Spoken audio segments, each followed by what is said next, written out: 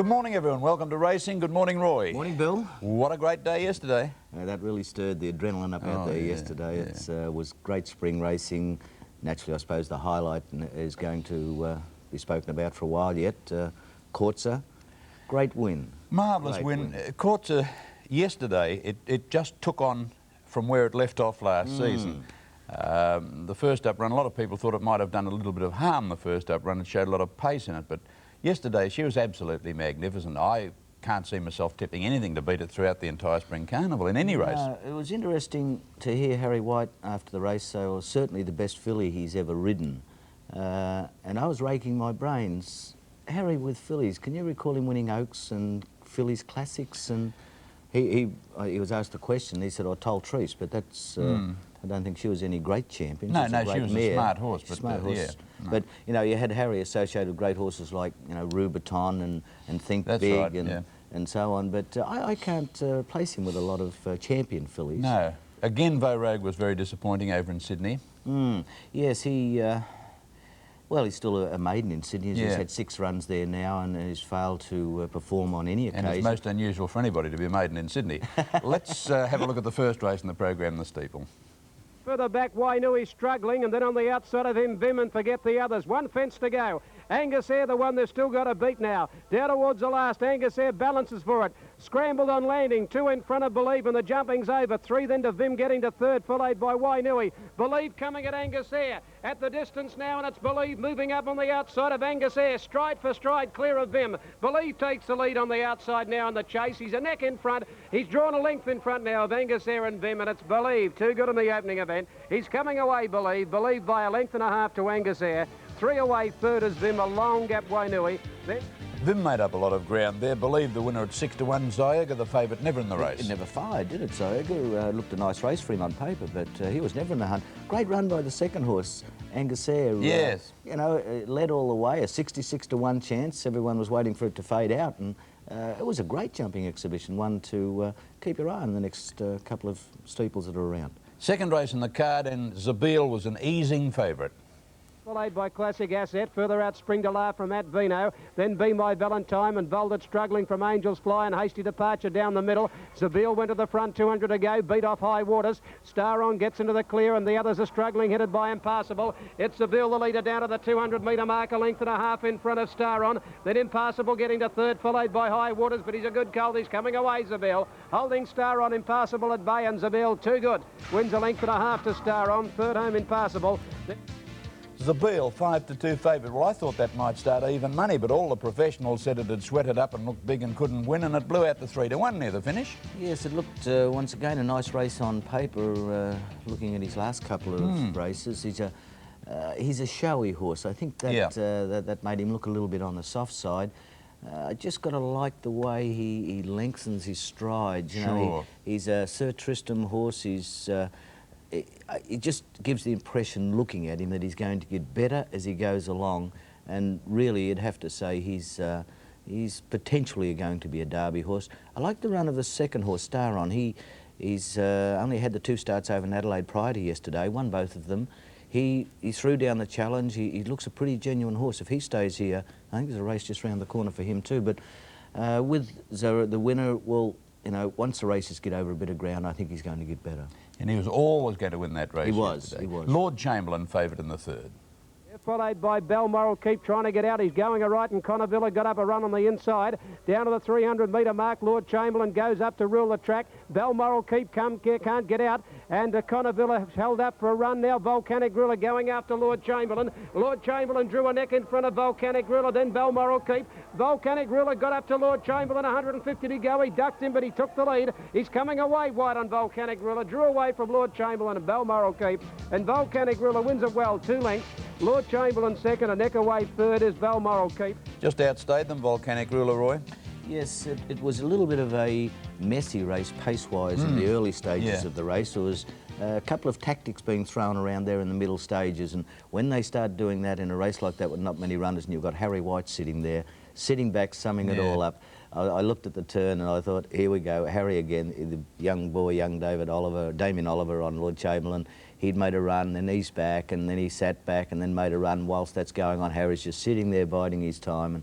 It probably wasn't the best race on the card, but you know, both Lord Chamberlain and the winner will go on to better things, I think. Now here's the big one, the Ascot Vale. Ruffian goes up to good old Ted, 300 to go, but Courtser pounces on them now. And the filly raced up on the outside to grab the lead down to the 200-metre mark. Courtser put his head in front now up on the inside. Street Ruffian. Where's Patronise? Oh, you run near the tail, but look at the filly go now. Courtser raced 3 in front of Prince O'Leary. Then on the outside, Rechabite running home well, but Courtser's a mile too good. And Courtser at the judge by 3 lengths. She's a champ. Prince O'Leary second, 2 away third, Tango Master. Courtser got out to 3 to 1. You probably won't get those odds again. Oh, she's great. I think Brian Martin, our race caller, summed that up. He said, oh, she's just too good. And when Harry got her in the open at around about the 300-metre mark, the race was over. She's a quality filly. And the important thing about the breed, they seem as though they want ground. So anything possibly up to the Derby and Oaks distance looks well within her reach. Patronise, what can you say? Well, Chicken Man, he finished way back down there, didn't he? Well, he's that the second boom, last. He's the boom horse from Sydney. But mind you, he has campaigned, excuse me, he's campaigned on heavy tracks in Sydney, off up to Brisbane, back to Sydney on heavy tracks again.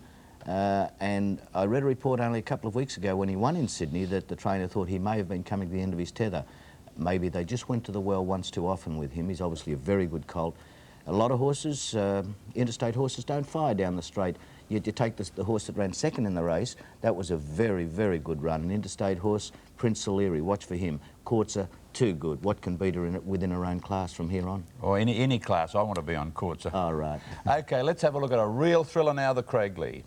From the inside, Mr. Dynamite Petrero trying to get out and further back Staverdale. In the straight, 400 to go. Apollo run race to the front now. Here's Superimposed coming at him quickly. Almorad back under pressure in the middle, and they're followed by Mr. Dynamite. Apollo run the leader. Superimposed on the outside, starting to wear him down, and Almorad is going with them. It's Superimposed, Almorad getting to Apollo run. They bump Almorad and Superimposed trying to get to Apollo run. Apollo run and Almorad, Apollo run, fighting back. May have wanted a nose to Almorad. Right on the post, third home Superimposed, a great finish. Well, it was a thrilling finish indeed. Apollo run battling on to win from Almorad. What a great performance it was first up, Roy. That was an incredible run from Almorad. You know, we're reading reports from Colin Hayes. His training from Lindsay Park. He said he's a bit of a one-pace type of horse. That was the shortest race he's ever run in. Prior to coming to Australia, the shortest distance he'd ever contested was a 2,000-metre race. Back to a 1,600-metre race on a good track at Flemington yesterday. Raced up near the pace. A lot of improvement to come out of that. Can he win the Caulfield Melbourne Cup? He does have 59 in both. It's a big jump. He'll meet all those horses worse around at the weights. 5 kilos or yes, more worse. when you start looking at the big ones. But you would have to imagine there's a lot of improvement in him, a lot of improvement in Superimpose. He looked as though he was going to win. His condition, he was jumping from 1,000 metres to 1,600. Right. Condition just gave out. But don't take anything away from the winner. He sat on the outside of the leader all the way. He's went to the front some 400 metres out and he stalled off all challenge. Good to see the ferret back in town, Gary Willett. Certainly. A double yesterday on 2 roughies, 20 to 1. Let's have a look at the next race, 6. To Citizen Lord Delamere, and here's Concordance starting to put in a run. Then Dendy Beach as they run down to the 300-metre mark, and our Watchman took the lead from Citizen on the outside from Lord Delamere, and Concordance starting to wind up down the outside. Our Watchman just in front of Warrakato, and Street Hawk got up on the inside and wider out now. Concordance is starting to swamp them. She'll get up the mare. She ducked in, took the lead on the outside from our Watchman. Concordance going home better, and Concordance gets up to win. A half length on the post to either Citizen or our Watchman. Further back, Warrakato. Yeah, she's pretty good, Concordance, 11 to 4 favourite, and was a strong win. Strong win. She's a good big track horse. Do you feel she's up to cup horse? She's going to be set for Moonee Valley Cup, and that's going to suit her down to a T. Yeah, you think so? You just get the feeling that race was contested by the seconds. That's correct. You know, I agree with our Watchman, we know he just lacks that bit of class and so on. He's been around for a while, and well, she ran second in the Sandown Cup. We know she's got ability, but I just doubt her at the Caulfield and Melbourne Cup. No, well, Moonee Valley Cup's going to be her mission. That's going to suit her well. Second leg of the double now from Flemington. Boardwalk Angel locked away. Here's Vitalik out in the middle, starting to get clear. Northern Copy going over their backs with nowhere to go, and then Brooklyn Dodger, Tin Woodman in front, Clay Hero the inside, and here's Undoubted on the outside, starting to come home well, and then Acid Print at the 150, and Undoubted moved up to Clay Hero and Tin Woodman. Clay Hero with his nose in front, Tin Woodman and Undoubted are grabbing him. Tin Woodman, Undoubted, they come to the line, or above of the head might be Undoubted, and nose Tin Woodman, nothing in it, third or close. 14 to 1 Undoubted from Tin Woodman, Clay Hero. Vitalik the favourite, a bit disappointing. Northern Copy I thought unlucky. Yes, Vitalik. He's only a small horse. He did have a big weight on his back, but he just never seemed to fire in the race. He as if it was just like a horse having a day off. Northern Copy, what a run. Good run. What Very a run. Good run. I think there was a few hard luck stories in it, sure. and certainly the most notable one was Northern Copy. Undoubted, he's now put 3 on end. He's been for sale, and Lloyd Williams can't sell him. What do they want? Dashed if I know. We want to have a look at the last on the program now anyway at Flemington.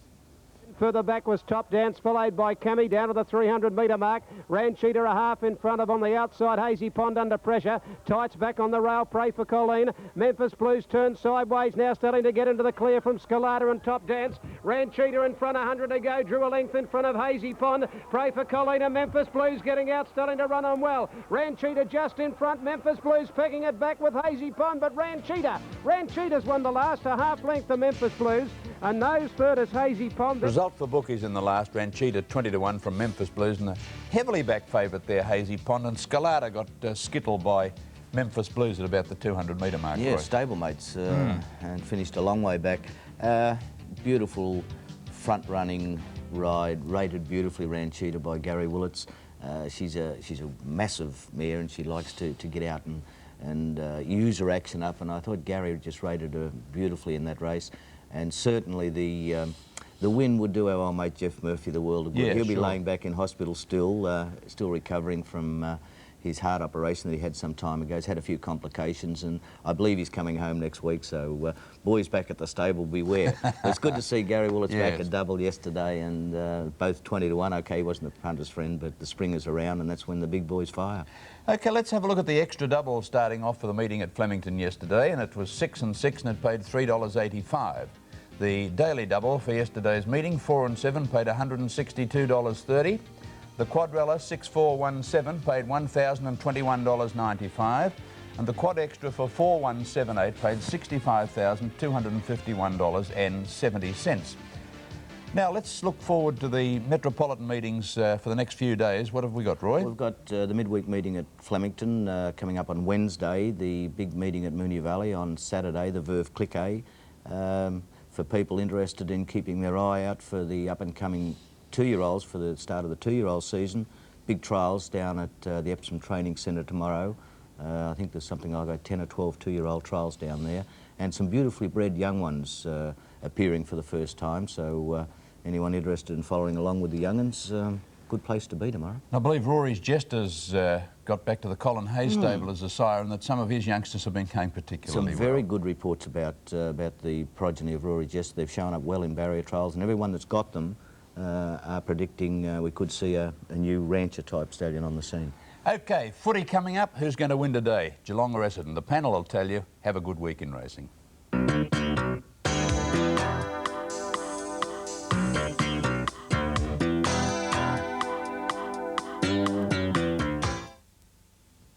Here's one way to relax on your next holiday or business trip.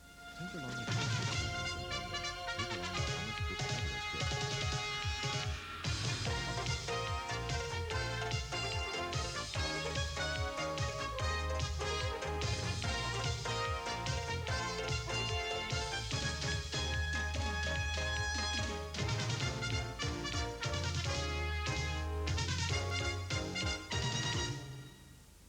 Good afternoon, ladies and gentlemen, and welcome to Channel 10's live coverage of the Craigley Stakes and the Ascot Vale Stakes. Weather conditions that were perfect 10 minutes ago, and we've had a very, very heavy shower of rain. It stumped a lot of rain on the racecourse in a short amount of time, but again the sun's out, even a rainbow's appeared across the track.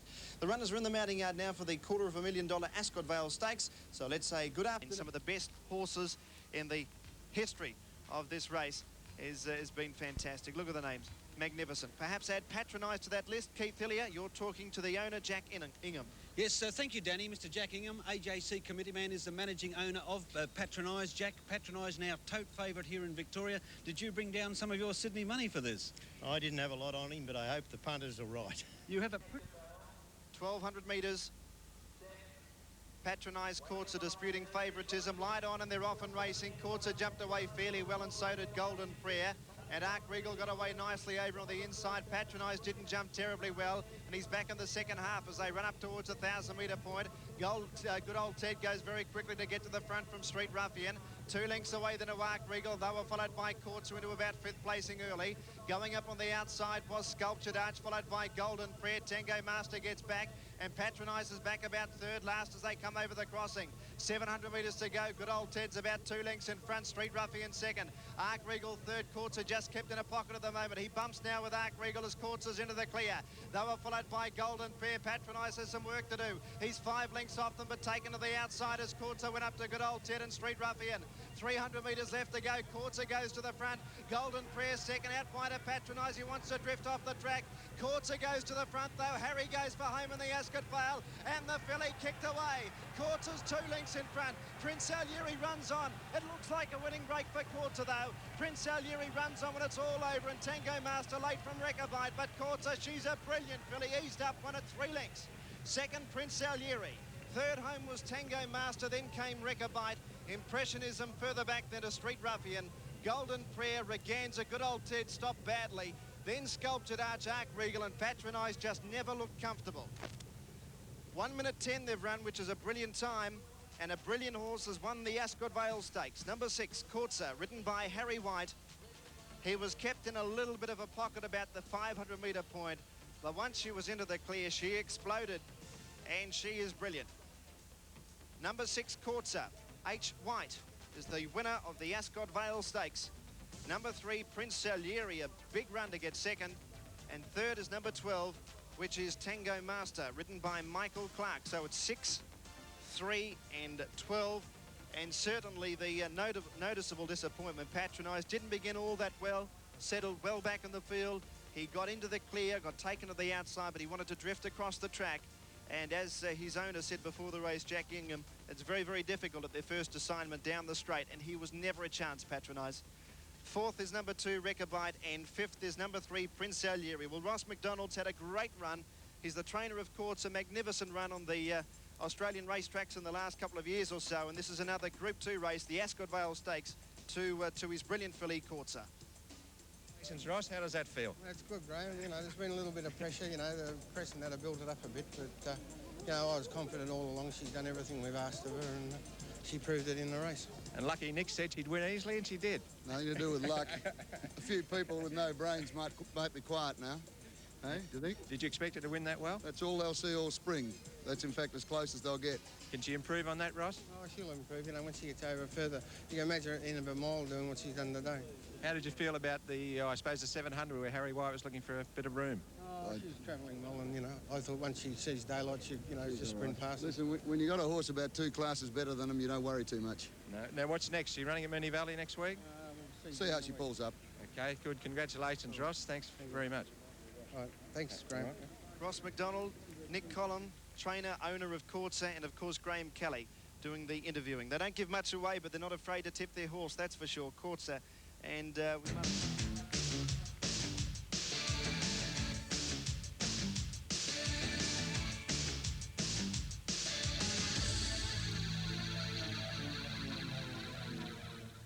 Her opposition, I suppose it's the adequate word to use in the Ascot Vale Stakes. If you've had 50 cents a win and a place on her on the Victorian Tote, your return will be $1.55 for the win and 80 cents for the place. Prince Salieri, I'm sure, impressed a lot of people because it was well known he wouldn't appreciate the 1200 today. $3.45 for Prince Salieri, and Tango Master third was also very impressive, crying out for more ground. I'd say $2.90. Quinella was $26.95, and the trifecta was a good one, $661.85 for the Ascot Vale Stakes. The winning margin was 2.5 lengths, 2 lengths between 2nd and 3rd, and the time was 1 minute 10 dead. In the 5th, the Craigley, the update, Almirad 805, Superimpose 250, Petriro 190, Apollo Run 1450, Terrific 475, Staverdale $8.90, My Steely Dan, $4.85. Mr. Dynamite, $34. Be Reasonable at $50. Native Neptune at $14.10. Bravado, $31.15. Royal Pardon, $6.05. The Phantom kept safe at $3.65. $29.55 for Perfect Answer, and Tropine Queen number 15, $11.15, with $125,000 already in the win pool and nearly $80,000 in the place pool. We'll be going down to the Ascot Vale Stakes earlier on this afternoon in perfect conditions. We'll go back to the first race now, and this was the Henry Bolte Steeplechase, the favourite Sayuga. Come down to the third last one, about 5 lengths in front. Angus Air gets over it just in front. Local Cole's gone. Believe went to third, and they were followed by Vim battling on from Beau Hunter, and 20 lengths away Questland. Forget about Sayuga as they run up towards the home turn now. They got about 800 metres to travel. Angus Air still about 2 lengths in front. Believe second. Wainui under some pressure, and then came Contract, followed by Vim Beau Hunter. Running up to the second last one, and one come down on the home turn, 2 come down. Beau Hunter fell over the top of Contract as they enter the straight. 550 metres to go. Angus Air still over a length and a half in front. Second Belief, third Vim, and they were followed by Wainui. But it's Angus Air, about 89 to 1 on the Victorian tote. He comes down to the last one, about 3 lengths in front, up and over. Believe second, 3 to Vim. Then Wainui, Questland, well back, Local Call, followed by Sayuga, and then came Commission Red, 200 to go. Believe comes after Angus Air. Believe goes to Angus Air. Believe gets a half length in front. Angus Air battles on about 5 lengths further back in the field of Vim, but Believe draws clear near the post. Angus Air, a gallant performance, and Vim gets to third, but Believe wins a length and a quarter. Angus Air second, 3 to Vim. About 8 lengths away, Wainui, a big run. They were followed in by Questland, further back than a Commission Red Sayuga. Never jumped well. Believe. Sitting on the pace until the last fence and sprinted away to win quite comfortably. $3 and $1.10 the win and place return. Big run by the second horse, Angus Air, $8.65. Keep your eyes on him. He is a good steeplechaser. And Vim a distant third, but paid $1.45. Both horses and jockeys involved in that fall were okay. Contract and Beau Hunter and their jockeys all okay. Race number 2, this was the Van Winkle handicap. They put some money on Vaulted, and certainly Colin Hayes trained Zabiel. They run up towards the home turn. Then came Hasty Departure, followed by Angel's Fly, and back at the rear, Impassable with Pleasure Bandit. Coming around the turn, 600 metres to travel. High Waters led into the straight from Zabiel. Springdale in third placing, and they were followed by Be My Valentine. Star on Classic Asset at Vino. Hasty Departure in via the coupe, and they were followed back behind them by Vaulted, given a crack with a whip, and Pleasure Bandit. Down to the 300s, Zabiel sprinted to the front. Star on into second placing, and they were followed by High Waters, followed by Impassable running on.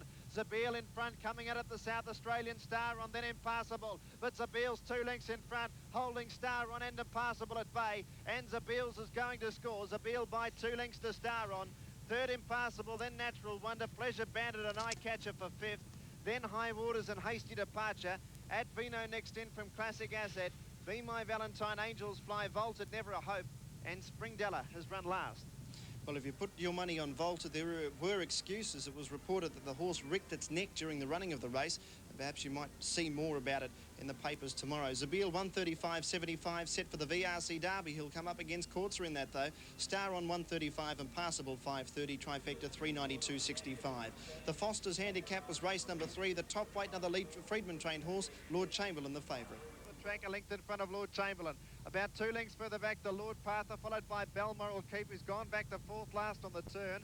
And they were followed by Conovilla, Volcanic Ruler and Kodiak. On straightening, Rule the Track, got to the front. Delzam fights back. Then came Lord Chamberlain on the outside, who looks to be travelling pretty well. Balmoral Keep just behind them. Volcanic Ruler into the clear. And then came Lord Parther, 300 metres to go. The top weight went to the front, shaken up Lord Chamberlain. He's kicked a length in front. Second, Volcanic Ruler. Then Lord Parther, followed by Balmoral Keep. Lord Chamberlain just in front. Volcanic Ruler gets to him. He's got him. Volcanic Ruler darted past Lord Chamberlain with 100 left to go and ridden quietly. He's bolted away, Volcanic Ruler. Wins at 2 lengths to Lord Chamberlain. Balmoral Keep third.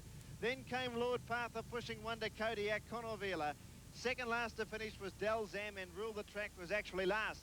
Volcanic Ruler $3.90. Lord Chamberlain 60. Balmoral Keep 65. 370 Quinella.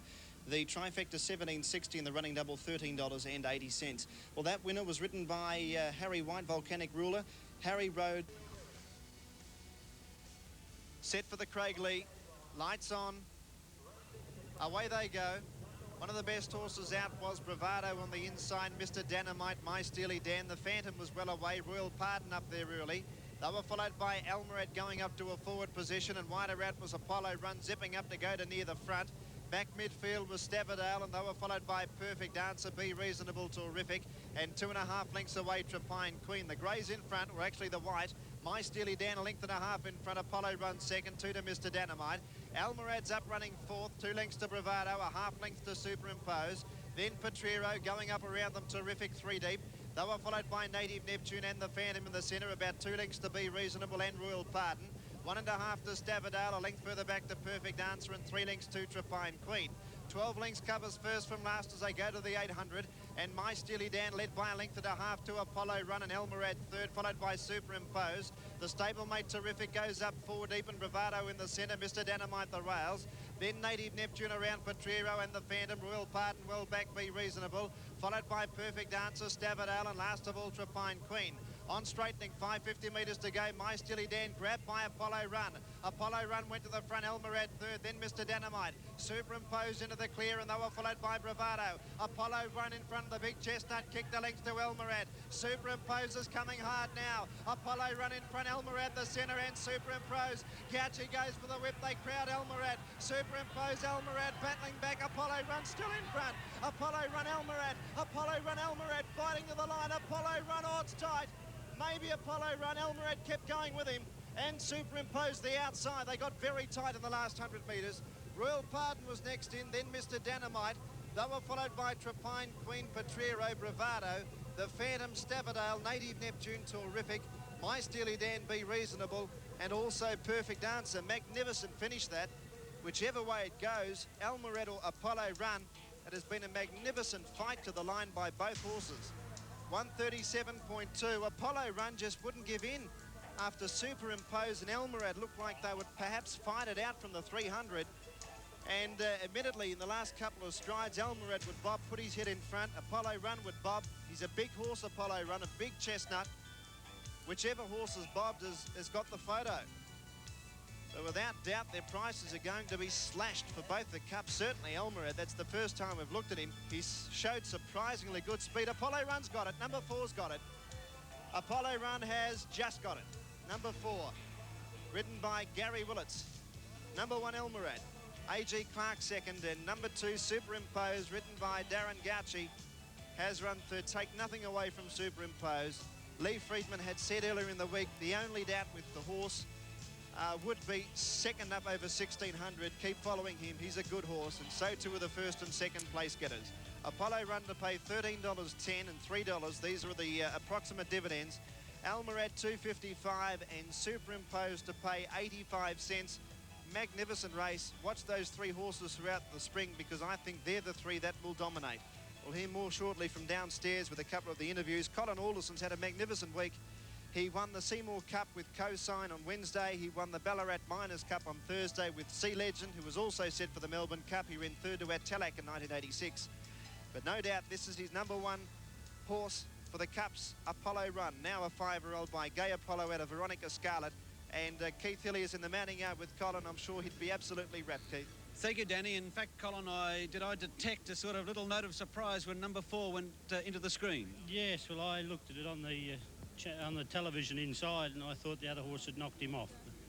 But anyway, he got the money. Last spring, Apollo Run finished 4th in the Melbourne Cup. Today, he has won at weight for age at half the Cup distance. Boy, he must be on target for better things. Yeah, look, he's a better horse this year, Keith. You know, he's 2 runs this time have been on wet tracks, and he's not suited to him, you know. What has happened in a year to make him a better racehorse? Well, last year I said to the owners if he was a year older he'd win the Cup. I said I just think he's a little bit weak this year, you know. Is he a sound racehorse? 100%. And the program from here, Colin? I don't know yet. We'll have to sit down and probably the Underwood or something. But I think you got more of a shock than you're letting on when that number went into the frame. You must have been listening to Danny Malecki, who called you the winner on Channel 10. Yeah, well, I did think I was beaten. I thought I'd run second, to be honest. OK, we'll let you savour the joy of your weight for age win with Apollo Run. Thanks very much. Yeah. OK, that was Colin Alderson. Dan, well called. We'll take a break and then back live to Flemington.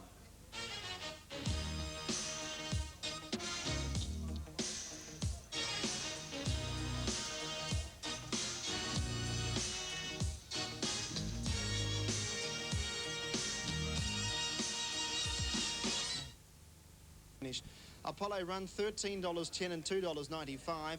Those dividends really belied his ability because he did have a top chance in the race. Not really known at weight for age, but he is now. Almorad 255, a great debut on Australian soil, and Superimpose 85 take nothing away from the run. If you're disappointed, don't be. Follow him next start. Quinella $102.80. Trifecta paid $971.65. We can have a look at the last couple of 100 metres of the Craigley Stakes. In fact, perhaps a bit further out than that. Take it from the home turn. The Greys in front, My Steely Dan, but Apollo Run had settled